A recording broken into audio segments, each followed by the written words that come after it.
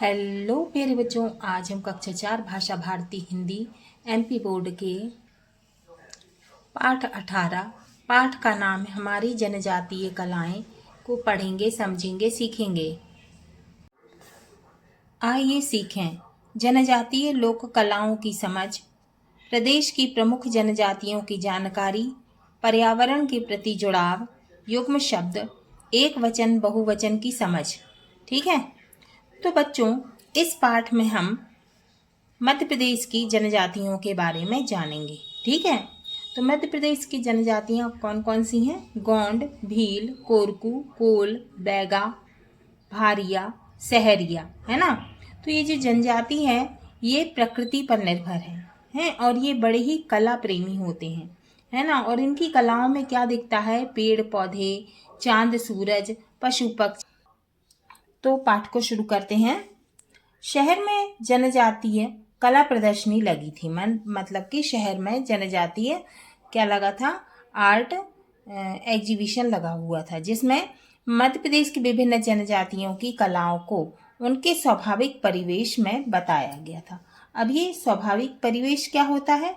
प्राकृतिक वातावरण, ठीक है, सहज माहौल या फिर क्या कहेंगे? Natural environment. ठीक है, प्रदर्शनी में इन जनजातियों के घरों और दैनिक उपयोग की वस्तुओं को ठीक उसी तरह सजाया गया था जैसे वे अपने वास्तविक जीवन में व्यवहार में लाते हैं। मतलब दैनिक का मतलब होता है हर दिन की, है ना। उपयोग माने यूज में लाने वाली वस्तुओं को, है ना, ठीक उसी तरह संजोया गया था, मतलब सजाया गया था जैसे वे अपने वास्तविक जीवन में व्यवहार में लाते, माने उपयोग में लाते हैं। ठीक है, अब मेखला और उसकी सहेलियां।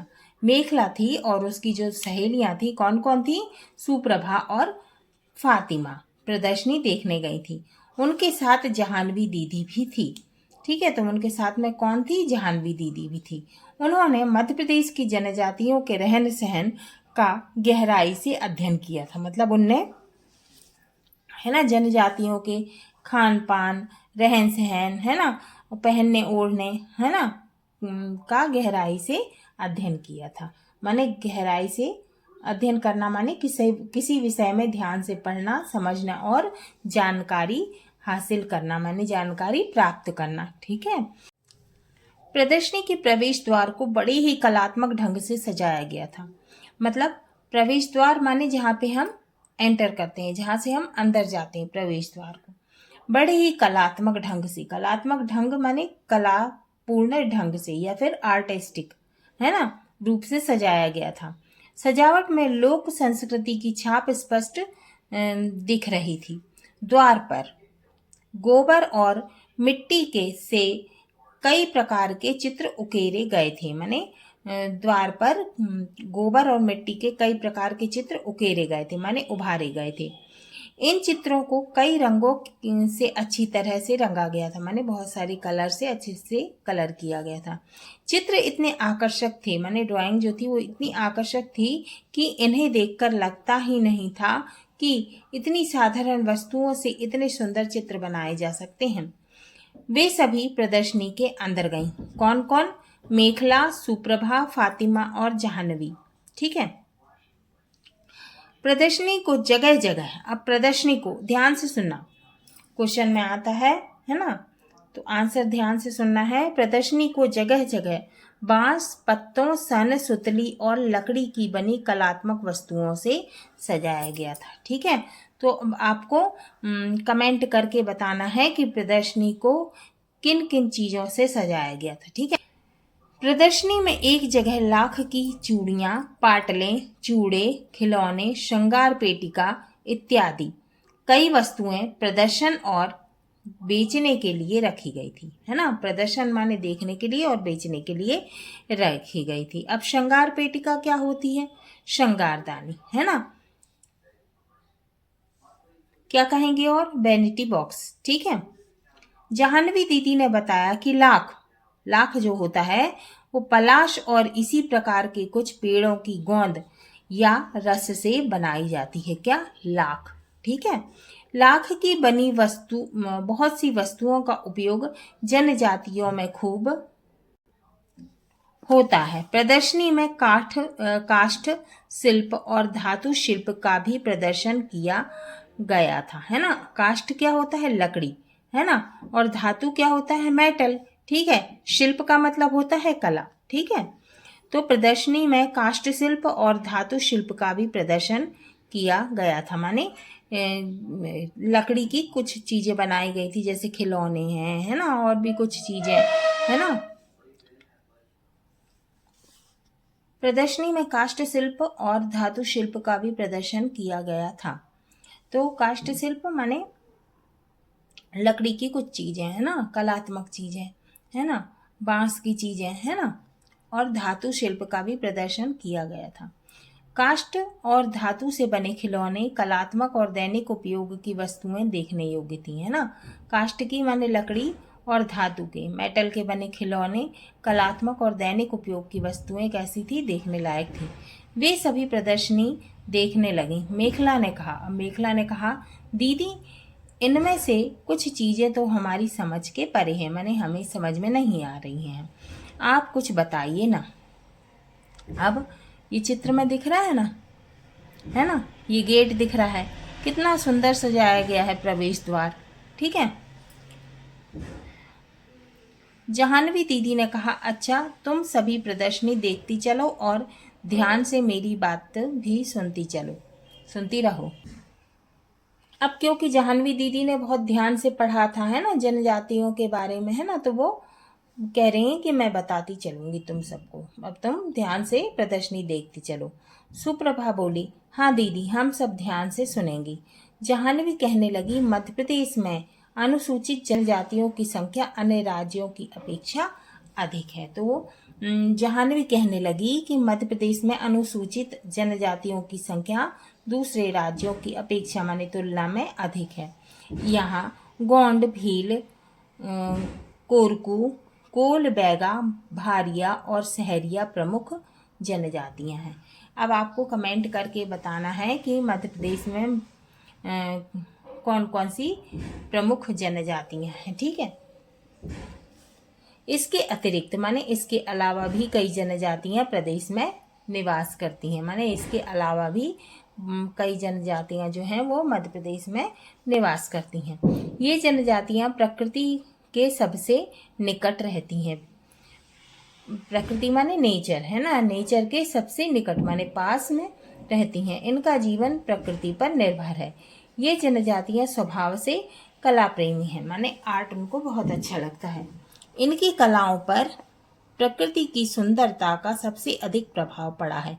इनकी कलाओं में पेड़ पौधे, पशु पक्षी और चांद सूरज जीवंत हो उठे हैं, माने वो ऐसी बनाते हैं, ऐसी चीजें बनाते हैं कि असली लगती है, ठीक है।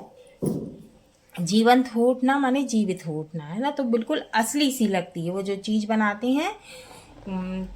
कुछ भी जैसे लकड़ी की चीजें, धातु की चीजें और भी कुछ बांस की चीजें बनाते हैं तो वो असली के जैसे लगती है। फातिमा ने कहा, शायद इसीलिए इन कलाकृतियों में प्राकृतिक प्रतीकों और वस्तुओं का प्रयोग अधिक किया गया है। जाह्नवी ने उत्तर दिया, हाँ फातिमा, यह देखो, इस खंड में गोंड जनजातीय कला को दिखाया गया है। इनकी इस कला को क्या कहते हैं? चीन्हा कहते हैं। गोंड स्त्रियां अपने घरों की दीवारों के उठे हुए किनारों को गेरू, कजरी या नील के रंगों से रंगती हैं। आप क्वेश्चन पूछ सकते हैं कि गोंड स्त्रियां अपने घरों की दीवारों के उठे हुए किनारों को किस किस से रंगती हैं? तो आप लिख सकते हो गेरू, कजरी या नील के रंगों से रंगती हैं। दीवारों पर गोल या तिकोन रेखाएं उभार कर उन्हें भी रंगों से सजाया जाता है। कैसे? ऐसे, है ना, ऐसे बनाते हैं, ठीक है, तिकोने, ठीक है। फिर उन्हें क्या किया जाता है? कई रंगों से, कई कलर्स से जो है वो सजाया जाता है। ताको, खूंटियां और अनाज रखने की कोठियों को भी चित्रांकित किया जाता है, मतलब उनमें भी ड्राइंग की जाती है। आजकल गोंडी चित्र शैली, अब शैली क्या होती है? शैली का मतलब होता है तरीका या फिर प्रकार, है ना, के चित्रों की देश विदेश में बहुत खूब मांग है, माने खूब माने बहुत मांग है। गोंड रस्सी, मचिया, सुतली कृषि के औजार माने कृषि के माने खेती के औजार माने टूल्स जो हैं वो खुमरी, है ना, वो खुमरी, फंदे और धनुष बाण कलात्मक ढंग से बनाते हैं। कौन? गोंड। क्या क्या बनाते हैं कलात्मक ढंग से? आर्टिस्टिक तरीके से, है ना, कलापूर्ण तरीके से क्या बनाते हैं? रस्सी, मचिया, सुतली और कृषि के औजार, खुमरी, फंदे और धनुष बाण। ठीक है, यहाँ ये सब चीजें दिखाई गई हैं, इन्हें भी जाने। प्रदर्शनी। प्रदर्शनी क्या होती है? जहाँ कोई वस्तु या वस्तुएं आम जनता को दिखाने के लिए रखी जाती है। शिल्प का मतलब होता है कला, उकेरना का मतलब होता है उभारना, पलाश जो होता है वो क्या होता है? ढाक या छेवले का वृक्ष, है ना, उसके बहुत बड़े बड़े पत्ते रहते हैं, है ना। कभी कभी हम बाजार जाते हैं तो जामुन लेते हैं तो हमको वो जामुन वाला छेवले के पत्ते में देता है ना जामुन, है ना, छेवले का पत्ता रहता है, बड़े बड़े पत्ते। अब बताइए प्रदर्शनी के प्रवेश द्वार को किस प्रकार सजाया गया था? तो प्रदर्शनी के प्रवेश द्वार को कलात्मक ढंग से सजाया गया था। द्वार पर गोबर, मिट्टी के कई प्रकार के चित्र उकेरे गए थे।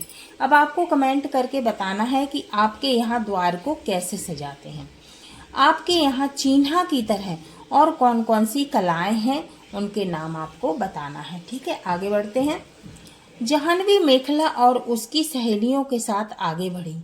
जाह्नवी ने बताया, यहाँ भील जनजातियों की कलाओं को प्रदर्शित किया गया है। दीवारों पर बने ये भीति चित्र देखिए। भीति चित्र माने दीवारों पे जो चित्र बने हुए होते हैं उसको कहते हैं भीति चित्र। ये भील परंपरा की विशेष शैली है ना। इसे पिथौरा कहते हैं। ठीक है, दीवारों पर बने ये भीति चित्र देखिए। ये भील परंपरा की विशेष शैली है। कौन सी? दीवारों पर बने हुए भीति चित्र। ठीक है, इसे क्या कहते हैं? पिथौरा कहते हैं। कौन सी चित्र कहते हैं इन्हें? कौन सी शैली कहते हैं इन्हें? इन्हें कहते हैं पिथौरा। ठीक है, पहले ये चित्र पिथौरा पर्व माने त्योहार, पिथौरा पर्व पर बनाए जाते थे। ये लोग आंगन में अल्पनाएं माणते हैं, है ना। क्या बनाते हैं? ये अल्पना बनाते हैं। मारते हैं माने बनाना। ठीक है, हाँ, तो ये चित्र में दिख रहा है ना, ये क्या है? ये है लौकी, है ना, सूखी हुई गोल या फिर लंबी लौकी, है ना। इसको क्या कहते हैं? तूंबा कहते हैं, है ना। इसको तूंबा कहते हैं। इसके अंदर छाछ या फिर पानी भरा जाता है। ठीक है, और इसका पानी कैसा रहता है? बहुत ठंडा रहता है। ठीक है, अब आगे बढ़ते हैं। भील कला को देखती हुई वे सभी एक झोपड़ी और उसके आंगन के सामने खड़ी हो गईं। जाह्नवी दीदी ने बताया, वह सहरिया जनजाति का परंपरागत आवास है। आवास माने घर। ठीक है, ये लोग दीवारों पर चित्रित करने के साथ साथ अपनी गृहस्थी के सामान को भी आकर्षक ढंग से बनाते हैं। सहरिया जिस कोठी या बखार में अनाज को रखते हैं उसे विशेष रूप से सजाते हैं। यह देखो चित्रों से सजी यह कोठी, है ना, ये क्या कहलाती है? पेई कहलाती है ना। ये दिख रही है ना, ये कोठी, है ना, ये पेई। इसको क्या कहते हैं?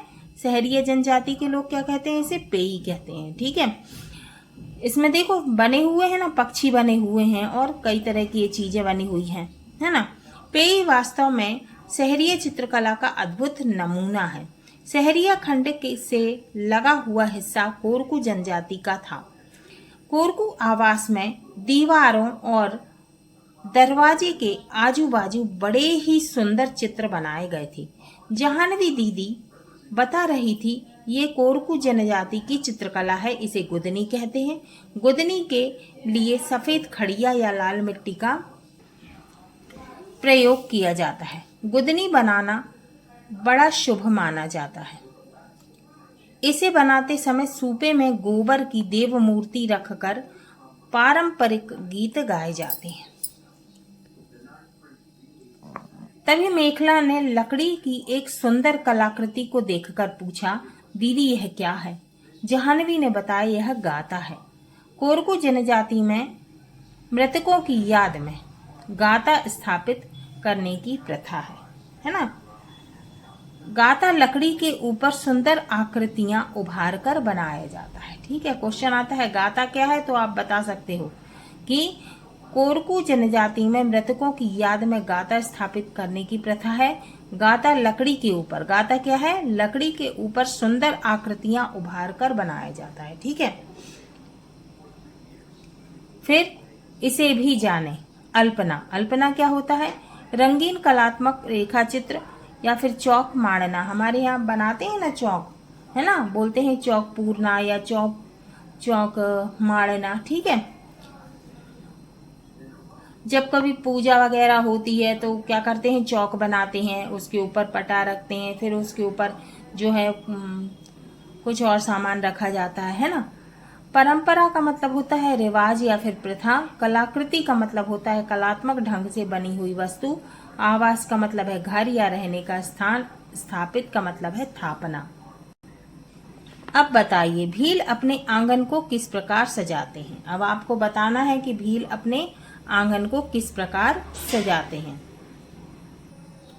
तो भील कैसे बनाते हैं, कैसे अपने आंगन को सजाते हैं, क्या करते हैं, भित्ति चित्र बनाते हैं। ठीक है, और आंगन में क्या बनाते हैं, अल्पना मारते हैं। ठीक है, अल्पना क्या होता है, अल्पना होता है रंगीन कलात्मक रेखा चित्र या फिर चौक बनाना, है ना, चौक पूरना। ठीक है, फिर है गुदनी बनाते समय क्या किया जाता है। गुदनी बनाते समय क्या किया जाता है, एक चित्रकला होती है ना, जिसे क्या कहते हैं, गुदनी कहते हैं।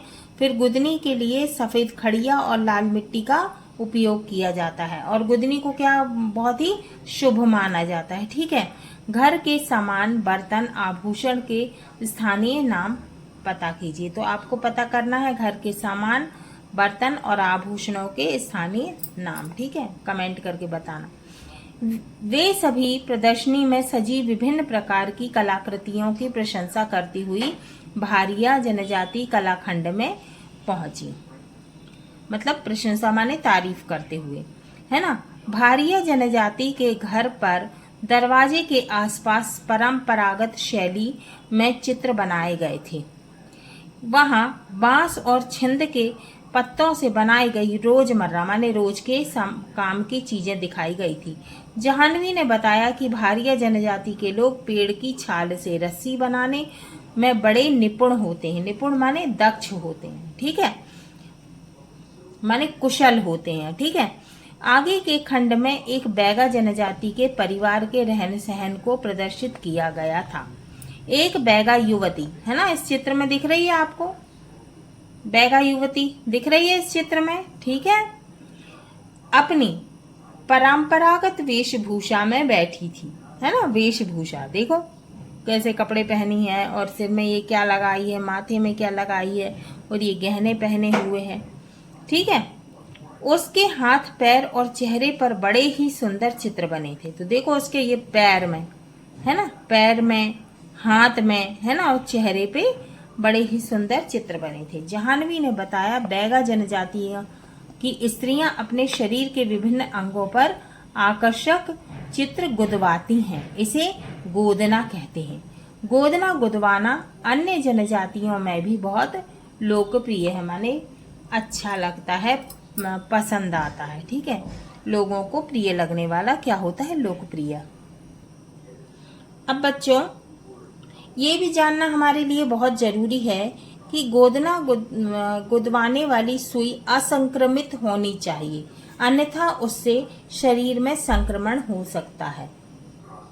मतलब कि जब हम कोई भी सुई, जैसे टैटू वाली सुई जो है वो दोबारा इस्तेमाल करते हैं, है ना। जब हम कोई भी सुई जैसे कि टैटू वाली सुई जो है वो दोबारा इस्तेमाल करते हैं और वह साफ नहीं होती तो उस पर बीमारियों के कीटाणु लग जाते हैं। इससे एक इंसान से दूसरे इंसान में इन्फेक्शन या बीमारी फैल सकती है।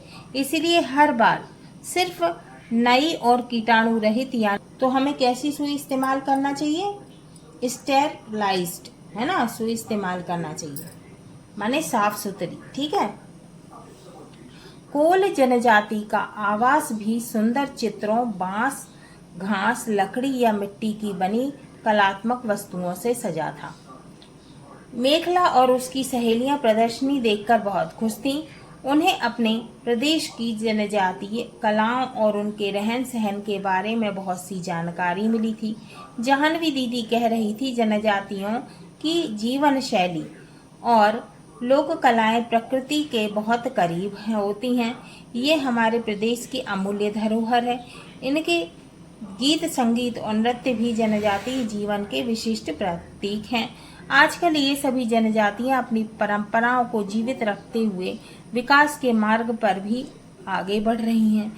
इन जनजातियों के सैकड़ों हजारों सुशिक्षित माने पढ़े लिखे जो लोग हैं व्यक्ति विभिन्न क्षेत्रों में पूरी योग्यता और निपुणता के साथ कंधे से कंधा मिलाकर प्रदेश और देश की प्रगति के लिए कार्य कर रहे हैं, है ना।